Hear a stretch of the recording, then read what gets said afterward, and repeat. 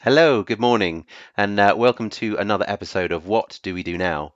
A conversation about the live event industry. I'm really, really interested and excited for this conversation today because my guest today is an expert that's been in the industry for many years and focused on the safety concerns and how best to look after us when we go to work. So I think now is a really, really interesting time to kind of have a conversation with Alan Law. Hello, Alan. Hello, David. Thanks very much for inviting me to talk to your group this morning. Indeed, thank you for coming along. Let's start with a simple one. How did you get your start in the live events industry? Oh, well, we often jest if you want to know how old I am, you need to cut my head off and count the rings in my neck.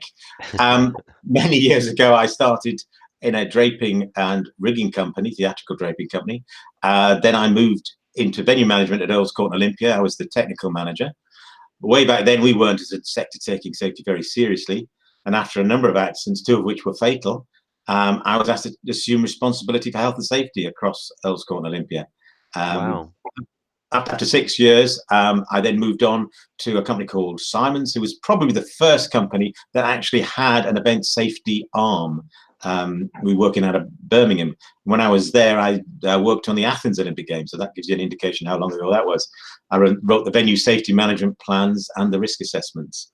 Not that anybody read them, certainly not the Greeks, but that was my claim to fame then. Then, about 15 years ago, I set up my own consultancy, and that's kind of me. Brilliant. And if you were to think back on your career and tell me what your favorite job is and why. Well, I suppose I'd like to divide it into two. I suppose that most prestigious, I would think I was the principal consultant on the opening and closing ceremonies for the 2012 Games for LOCOG.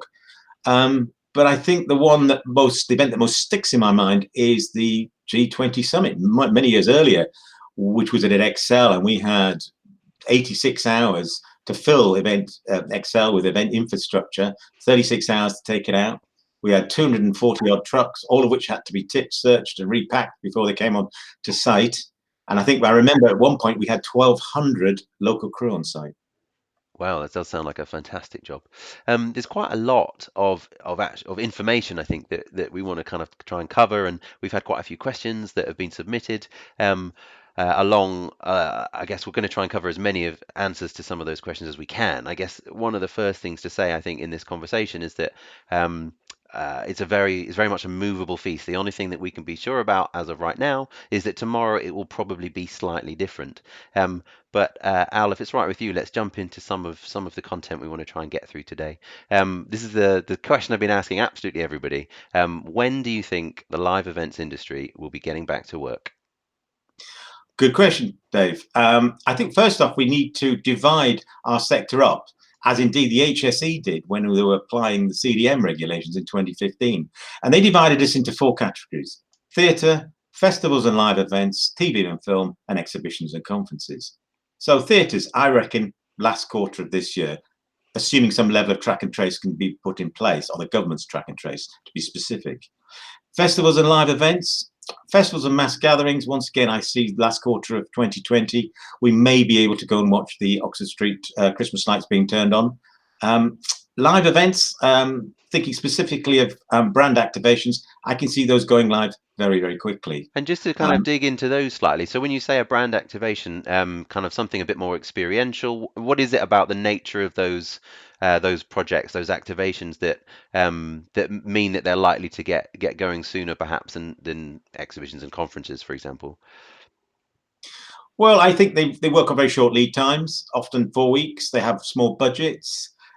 Typically, they work in smaller, more controllable venues. They have the Yeah, ability to design the event footprint to accommodate social distancing. yeah. A typical one will be anything between 50 and 200 influencers in a venue in London over a 6 hour period. So that can be managed quite easily.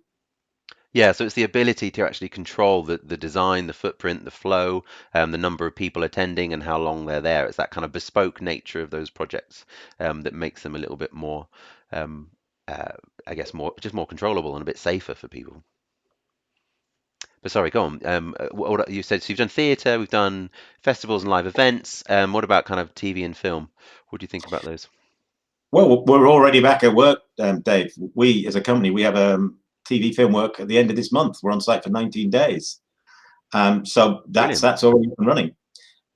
We've got exhibitions and conferences. I think that this area, which most of us I think are predominantly involved in, this is very dependent on our ability to be proactive and our ability to prove to the clients and indeed the delegates. I mean, I always say people vote with their feet, that we have the right procedures in place to deliver the event safely in compliance with UK government guidelines. Yeah, absolutely. And I guess that really is the critical thing. Like in order, we need to be able to demonstrate, both for people working, but for people attending, that it is a safe place to be. So just going back to your TV stuff, like I mean that's fantastic. I guess that there's certain areas of your business that can get back to work. But how is it possible? Can you tell me a little bit more about it? Well, the HSC's made it quite clear, Dave, that to go back to work, any company has to produce a COVID-19 risk assessment. Yeah. So for this particular client, we produced a COVID-19 assessment as required, and the document involved the control measures that we could put in place to ensure the safety of the crew. Brilliant. So in terms of those control measures, I mean, this is really kind of the meat of what we're interested in. What are they? How did you go about identifying what they are? And can you just give me an example, I guess, of some of them, what's the same, but what potentially is different in terms of putting these together? Well, once again, Dave, we benchmarked the construction industry, who have gone back to work, as I mentioned, and looked at what they were implementing to allow them to go back to work safely. And some of the control measures we've implemented, I've just listed below, are the pre-built electronic safety induction. So we've been doing these for many years, but Yeah. we've added a section to cover a COVID-19 declaration. And in terms of Um, that declaration in particular, a safety induction is something people do in many different ways. So often it would be, a toolbox talk style or something people do. But you're saying it's a little bit more than that. We want to do it electronically. We want to make sure it's captured, recorded fully. And just tell me a bit about that declaration itself. Like what sorts of things are in there? Well, to begin with, there's a declaration to say that you accept the control measures we've got in place for the for COVID-19. We Gotcha. then Yeah. go on to ask them if they've been exposed to COVID-19, any members of their household have, so on and so forth. We then also instruct them that if they do experience symptoms of COVID-19 after the event, they inform us immediately so we can pass this information on to anyone else that may have worked with them. Brilliant. And so tell me more about some of the other control measures once you that we can need to Well, be putting in place. Well, obviously, social distancing, which I'll come back to because that is an issue for us. Health surveillance, cleaning, crew transport. So everybody's coming to work or coming to the site in their own vehicle. We've facilitated parking, additional parking for the crew. Crew catering, a bit of a turnaround. No crew catering. A lot of you be sad to hear. Basically, what's happening is everybody's bringing their own packed lunch and their flask into work, and they're going to use their car as their welfare vehicle or welfare area. Yeah. Um, Trying to production meetings and safety meetings all to be staged outside or on site specifically meetings. Face coverings, obviously the government's changed their stance a little bit from masks to face coverings. Making sure the venue can provide hot water, soap and disposable towels, and also look at the provision of what we now call non-reusable PPE, i.e. masks and gloves. And so in reality, anyone that's kind of taking place or building something on site will need to be wearing a face mask. That's what we know for now, is basically what you're Well, saying. what the government's saying is we can't socially distance. We should be, well, should be wearing face covering. Yes, okay, gotcha. Understood. Um, I guess so that's going to vary a little bit depending on the nature of the venue that you're actually working in. In terms of the TV project you're working on, is that in a studio? So they've got all that kind of hot water, soap and disposable towels, and it's relatively easy to implement. I guess in some of the situations we work in, outdoor events or whatever, that there's an awful lot more infrastructure that needs to be put in to support some of that provision. Yes, we were in a studio in West London, so they Yeah. had all those facilities on site. We just had to consult with the venue to make sure they were going to be available for the duration of our time there. And as I mentioned earlier, we're on site for 19 days, so it's a significant amount of time we were there. And in terms of kind of just crew numbers and that sort of things, like with these safety measures in place, is it still possible to operate a similar level of crew, or is some of that duration that you're in there because it's a smaller skeleton crew that's operating? Like, do you know much about that side of it? That may be more on the production company side, but any thoughts on that? Well, essentially, you need who you need to deliver the event. But what we have looked at, and spoken to all the contractors about is succession management, i.e., if they've got a technician on site who suddenly develops the symptoms, have they got the resilience to replace that individual the following day, almost the following day? And that's they've all come back and confirmed they can do that. So I suppose succession management really. Yeah, and I guess that's where track and trace, in particular, would help with any kind of ongoing impact that may come out of that type of situation. Um, you said earlier that kind of exhibitions and conferences, that kind of sector, and the ability for that part of our industry to get back to work kind of comes down to our proactiveness. Can you tell me a little bit about that proactiveness? Have you seen much? Are you involved in much, or are you saying there needs to be more? Well, once again, Dave, I'd like to benchmark another industry that I've been working for, and this is the Association of British Wedding Businesses. Evidently, the British wedding business is worth 10 billion in the UK. So heaven knows what our sector's worth. And their approach to getting back to it, I found very interesting. 2 weeks ago, they contacted the Home Secretary, Priti Patel, and opened a dialogue as to how they could reopen their businesses. At the Home Secretary's request, they produced a brief presentation, obviously mindful of the short attention spans of MPs, how they could reopen for business. The presentation included an example COVID-19 risk assessment and the trace and track procedure based on their existing technology within their sector. So they had Interesting enough. something that they could use already, basically, something they could make use of. Yes, Dave, I wasn't aware that they had this in place, but the wedding industry does. The bride and groom have, for want of a better expression, a WhatsApp where all the guests are join up to it so they can communicate with them all. They have all their data as to who they are, where they live, and they also fill out a similar COVID-19 declaration before they attend the wedding. So interesting application there.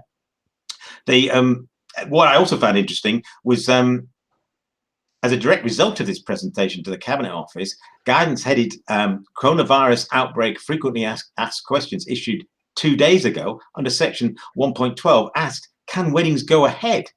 Sadly, I've not seen any mention of events, exhibitions, or conferences in this guidance, or for that matter, any other government documentation to date.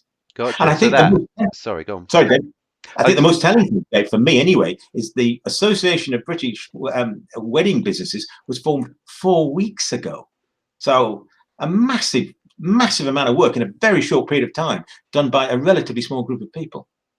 Fantastic. That's amazing. So people have got organized, they've started lobbying, they've managed to get in on the conversation, and they've actually had a result. Maybe they haven't had the answer to the question yet in terms of can weddings go ahead, but that the fact that that question was formed part of that 50-page document, I guess what you're saying is that is kind of an example of some effective organization to start getting things going. So what can we do? What can our live events industry do to be more proactive? Well, I think we should go to government with proposals how we can reopen our business. Yeah, We're the experts in this, Dave. yeah, We can't expect the government to tell us how to run our business. They don't know. yeah, And they are proactively welcoming businesses' suggestions as to how they can reopen. And some areas we can talk about is track and trace. I mean, we've done this for years, Dave. You and I yeah, worked on yeah, events 10 years ago where we were doing this. We know who our yeah, delegates are. yeah. We know where they live. We can, unlike government, we can make it mandatory. I mean, the government hopes to get 50% take up on its track and trace. We can have 100% take up on our track and trace. So that's just Also, something that people might implement at the registration process. You just have to tick a box that says, I agree to the track and trace system that that yeah, event in particular has in place, whatever that system may well be, private or public. Um, Really absolutely. interesting. Also, we can design the event footprint to accommodate social distancing. You mentioned the COVID event planning forum earlier. A very interesting document they've got there on that site at the moment is the German, I think it's their Association of Venue Organizers, and it's very, very prescriptive guidance as to how you can lay out a conference to obtain the social distancing. There's sort of deep cleanings that you can implement to allow you to open. Very interesting document. I recommend everybody has a look at it. Yeah, and And also, just to say on that, I guess if it's a fantastic forum that's just gone live a week or so ago, and it's got a load of different sections with ideas. It is a forum, so it's for people to submit their ideas, share ideas, and talk about how some of this can be moved forward. That URL is www.covid-planning.com. That's www.covid-planning.com. It's a fantastic forum just to kind of it's just getting started, but it's got loads and loads of really interesting information from all over the world on there already. Sorry, Al, come on. Sorry, Yeah. continue. Just I took this off an email I was sent yesterday from the chairman of the Association of British Wedding Businesses. Quite a snappy title. Yeah, yeah, Um, rolls off the I, tongue. I just thought I'm just going to read it to you because I thought it was very insightful. He said, great to see that there are several references in the UK government's guidance to the need to find smarter controls to replace current social restrictions, an acknowledgement that social distancing is a particularly blunt instrument which needs to be phased out ASAP. I think the proposals we sent in on Friday were particularly strong on this point and hammered home that message. A call out in step 3 to stakeholders for each industry to engage with a relevant task force that will be established to investigate ideas for these smarter controls, also ensure compliance with COVID-19 secure guidelines is of great interest. Clearly, we need to put up a sign that government can see that states we are ready and waiting to engage as an industry with our relevant task force. Our goal must be to get ourselves into a situation where we are seen as a government ally and not as a threat of a second wave of reignition of the virus. Brilliant. So they've got organized, they've come up with what their proposals are, they've put them together, they put those proposals to the government, they've got them included in some of the government's in their publication earlier this week. And so they are demonstrating, they're very, very proactively demonstrating that they are ready to engage on making sure that they can get open and back to work again. I mean, that really is a fantastic effort you've just highlighted there. Have you seen any of that type of that happening, this kind of task force type of approach happening in any other areas of the events industry? Well, I did troll and have been trolling all sorts of associations, and I was looking at the website for the. It's pretty a bit of a mouthful, so I'll read it out. The AEV, ESSA, and the AEO. Wow. Is Also rolls off the effectively, tongue.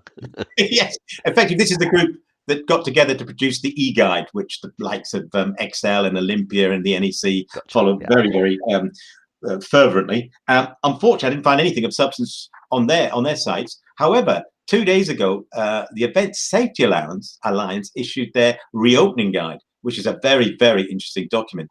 And I've just been informed that this is now just been posted on the COVID event planning forum that you've mentioned earlier on. And It's well worth reading. that URL again, just because it's such a, it could be and is going to be such a fantastic resource, is Yeah. www.covid-planning.com.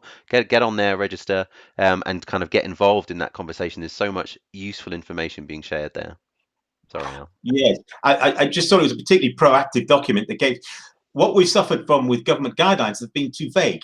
This is much more prescriptive. It tells venues what they can actually physically do to enable them to open for events. And that's what I particularly liked about it. And guys, it's 2 days old, this document, 2 days old. Hot off the press. So if you had a message for our industry at this time, like what would it be? There's so much important stuff here, but we know we're not going to have time to do too much more of it. But yeah, what would message would you have for the live events industry? I suppose, Dave, let's not wait for government to tell us when we can reopen our business. Rather, we should be advising them how we can deliver events safely within their guidelines. I think as an industry, for decades, we've provided creative solutions that overcome significant challenges for our clients. I think we now must apply this skill set to ourselves and indeed our own industry. Yeah, no, that's such a good point. And actually, Joe Chilvers yesterday was making a similar thing. Like, we're used to solving challenges. We're used to being proactive. We're used to overcoming whatever we need to overcome on the harshest of deadlines. The point where the event goes live, that is when it has to go live. So we just need to apply some of those skills, like you're saying. It's such a good point. Apply that to this situation to get ourselves going. Is there anything else you want to say? I've just kind of been closing with saying, asking people if they've ever had a sort of piece of work advice that's kind of carried them through the years, or if there's just any other point that you want to make before we finish. I think 2 points. Firstly, I think government guidance and industry best practices moving at an extraordinary pace. And I have to tell my clients what I've written today will probably need to be rewritten or revised next week. Um, Yeah. I think that just as an overall point that somebody made to me recently, it'll be all right in the end. And if it's not all right, it's not the end. And I think that was quite telling as a piece of advice. Yeah, that's fantastic. Um, Thank you very much, Al. It was a really, really interesting conversation. I wish we had longer, but maybe if there's an opportunity to get you back at some point, we might better do a bit Absolutely. more of an open kind of Q&A question. I'd love to hear from different people across the industry as well. Either if you'd love to take part in that Q&A with Al, or we might try and get a few different people together, because as Al was saying, like everything's moving at such a fast pace. It's really going to be really important to try and share some of those learnings really, really widely. But thank you again for joining us, Al, and goodbye for now. Thank you very much, David. Bye bye. Take care, everyone. Stay safe.